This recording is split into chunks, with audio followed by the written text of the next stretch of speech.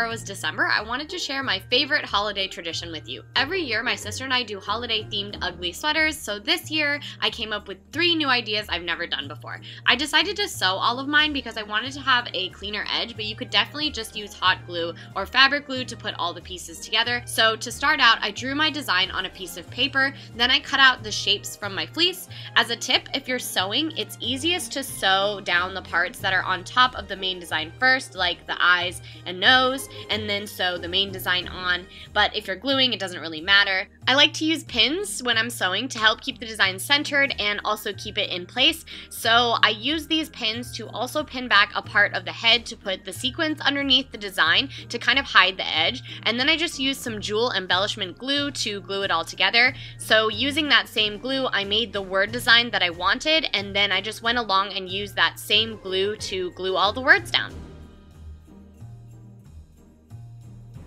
This design is a lot like the last one, so I used the same process of cutting out a piece of paper and then cutting the shapes and sewing them down first before the entire design.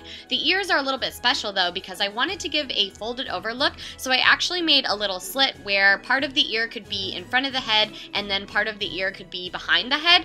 So I sewed everything all down, and again, it would be easy to glue all of these pieces, but another tip is to put a piece of paper in between the front and the back so that you don't catch the back when you're sewing and or glue doesn't accidentally get to the back as well. I forgot to film myself doing the sequins, but I actually meant to make the words smaller so that they fit when my arms were down. So another tip is that you can learn from my mistake and keep in mind what the sweater will look like on, since I did mine laying flat and I forgot to think about that.